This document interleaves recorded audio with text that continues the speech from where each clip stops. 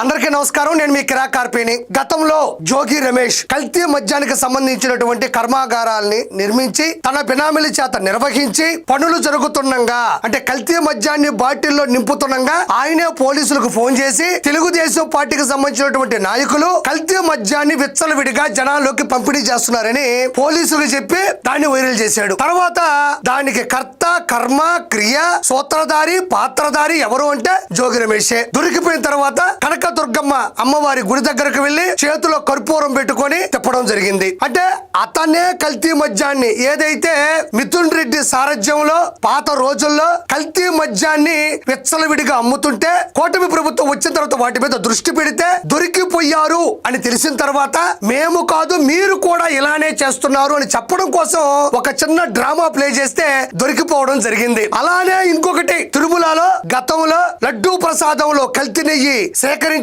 స్వీకరించారు, అందులో కలిపారు అని కూడా భయంకరమైన వార్తలు వచ్చాయి. అందులో నిజం కూడా ఉంది. ఇప్పటికీ వాళ్ళు సిట్టు బృందం చేత పరిగణలో ఉన్నారు. అయితే గతంలో లడ్డు ప్రసాదం కావచ్చు, అన్న ప్రసాదం కావచ్చు, పైన జరిగినటువంటి వ్యాపారాలు కావచ్చు, పైన వస్త్రాల కొనుగోలు కావచ్చు, అన్ని రకాలుగా కూడా వాళ్ళు చేసినటువంటి తప్పుల గురించి నేను ప్రత్యేకంగా చెప్పనక్కర్లేదు. ఇంతకు ముందు ఎలా అయితే కల్తీ మద్యాన్ని మీరు కూడా చేస్తున్నారు అని ఎలా అయితే భ్రమింప చేయడానికి చూసి దొరికిపోయారో, ఇప్పుడు కూడా తిరుమలలో కూడా మేము కాదు మీరు కూడా చేస్తున్నారు అని చెప్పడానికి ఒక చిన్న డ్రామా ఆడారు. అదేంటంటే వైసీపీకి సంబంధించినటువంటి ఓ కార్యకర్త ఆళ్లపాక కోటి, తర్వాత సోషల్ మీడియాకు సంబంధించినటువంటి కార్యకర్త నవీన్, అదే విధంగా వైఎస్ఆర్సీపీ ఫోటోగ్రాఫర్, సాక్షి ఫోటోగ్రాఫర్ మోహన కృష్ణ. అయితే ఈ మోహన కృష్ణ, ఆళ్లపాక కోటి వీళ్ళందరూ కూడా తిరుపతిలోనే ఖాళీ అయినటువంటి మద్యం బాటిల్ని కారులో పెట్టుకొని వాటన్నిటిని కూడా తిరుమలకి తీసుకొచ్చి బాలాజీ కాలనీలోని కౌస్తుభం అతిథి గృహానికి దరిదాపుల్లో ఉండేటువంటి పొదల్లో కూడా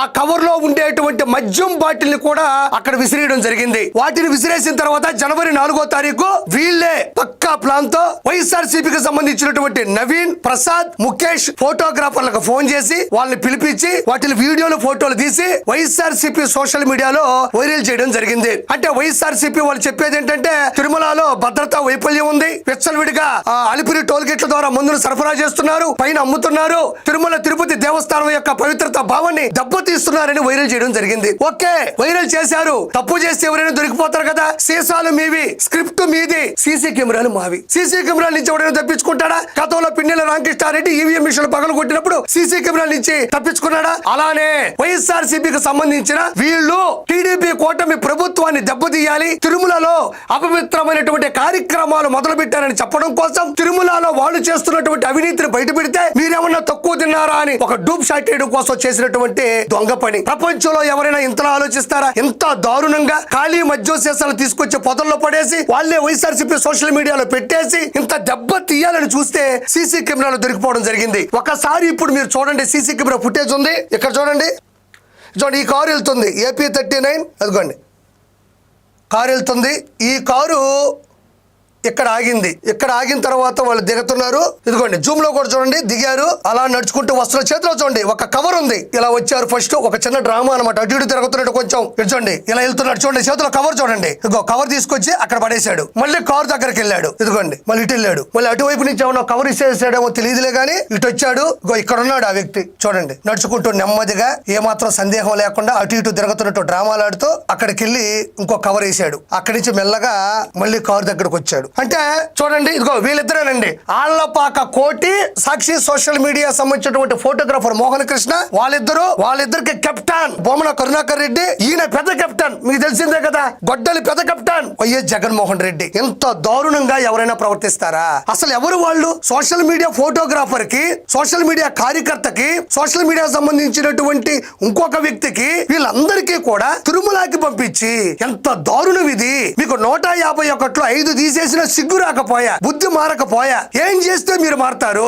ప్రపంచంలో ఉండేటువంటి అన్ని దేశాల నుంచి కూడా కులాలకి, మతాలకి అతీతంగా వచ్చి ఆ కలియుగ దైవం వెంకటేశ్వరుని మొక్కులు తీర్చుకుంటారు. అలాంటి శక్తి, అలాంటి భక్తి దగ్గర ఇలాంటి దారుణమైన నీచమైన పనులు చేస్తున్నటువంటి వీళ్ళని ఏం చేయాలి? ఖచ్చితంగా వీళ్ళ మీద కఠినమైన శిక్షలు తీసుకోవాలి. ఎంతో దారుణమా?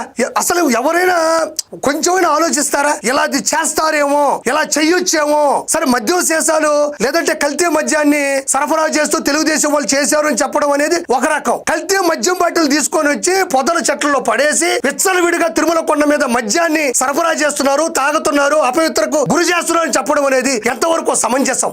ఈ భూమన కరుణాకర్ రెడ్డి, అతనికి తీసుకెళ్తున్న ఇంకొక వ్యక్తి, వీళ్ళందరూ కూడా ఒక్కటే గుర్తు పెట్టుకోండి, ఆ కలియుగ దైవం కంటి నుంచి ఏ ఒక్కరు తప్పించుకోలేరు. తప్పు చేసిన ఏ ఒక్కరు తప్పించుకోలేరు. కొండ కింద గాని ప్రపంచంలో నలుదిక్కులు గాని తప్పు చేసిన వాళ్ళు ఇక్కడికి వచ్చి చంపలేసుకొని భగవంతుడా మమ్మల్ని క్షమించు అంటారు. తిరుమల కొండకు వచ్చేది కింద తప్పు చేస్తే పైకి వచ్చి చంపలు కొట్టుకొని క్షమించమని. కొండ మీదే తప్పు చేస్తే దానికి ఎలాంటి శిక్ష ఉంటుంది, ఆ భగవంతుడు ఎలాంటి శిక్ష వేస్తాడు మీ అంతూ చూస్తాడు. పకడ్బందీగా ఉన్నాయి. ఇక్కడ కారు ఉంది, కారు నెంబర్ ఉంది, వచ్చిన మనుషులు ఉన్నారు. ఎంత దారుణం! వాళ్ళ ఫోటోలు చూడండి, గతంలో ఎవరితో ఫోటోలు దిగారు, ఎంత దగ్గరగా ఉన్నారు, ఎంత అనుబంధంగా మేలేసుకున్నారు ఒకసారి చూద్దాం. ఇక్కడ చూడండి, చెవిరెడ్డి భాస్కర్ రెడ్డితో చూడండి. మరి ఎంతో ముందు ఏమన్నా ఇలాంటి అరాచకము, ఇలాంటి అద్భుతము, ఇలాంటి ఎదవ పని ఏదన్నా చేస్తుంటే సర్టిఫికేట్ ఇస్తున్నాడేమో. నా బిడ్డ అంటాడు కదా, నా వాడు నేను చెప్పింది ఏదైనా చేస్తాడని చెప్పి సర్టిఫికేట్ ఇస్తున్నాడేమో అర్థం కావడం. ఇలా చూడండి, ఇక్కడ చూడు, మురిసిపోతున్నాడు అన్న.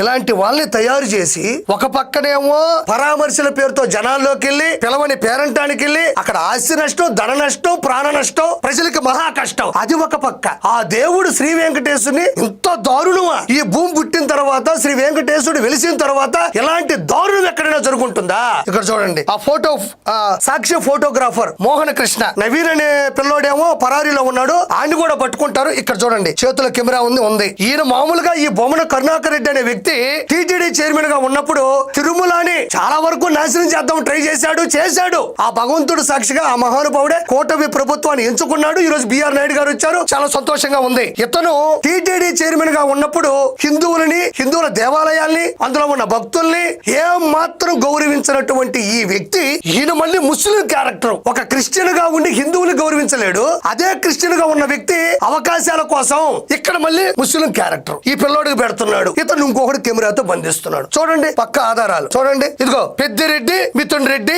రాజంపేట ఎంపీ. ఇదిగో చూడండి పుష్పగుచ్చాలు. అంటే వీళ్ళందరినీ కూడా ఉసిగొలిపేది, ఉత్సాహాన్ని నింపేది, ముందుకెళ్ళి ఇవన్నీ చెయ్యండి అని చెప్పేది కూడా వీళ్ళే. ఒక అతనేమో సర్టిఫికేట్ ఇస్తాడు, ఒకేమో చిరునవ్వు ఇస్తాడు, ఒక ఆయనేమో బొకే ఇస్తాడు. నేను ముందుగా ఒకటే చెప్తున్నా, వీళ్ళు ఏ పొరపాట్లయితే 2019 నుంచి 2024 మధ్యన చేశారో, అందులో దొరికిపోయారో, అందులో శిక్షని అనుభవిస్తున్నారో, అలాంటి పనులే టీడీపీ కూటమి ప్రభుత్వం కూడా చేస్తుంది అని వాళ్ళే వస్తువులు పెడతారు, వాళ్ళే కర్మాగారాలు నిర్వహిస్తారు, నిర్మిస్తారు, వాళ్ళే భ్రమింపు చేస్తారు, వాళ్ళే ముందుకు తీసుకెళ్తారు. కాకపోతే అక్కడికక్కడే దొరికిపోతారు. ఓకే, చివరిగా చెప్పేది ఒకటే, సీసాలు మీవే, స్క్రిప్ట్ మీదే, సీసీ కెమెరాలు మావి. Thank you so much.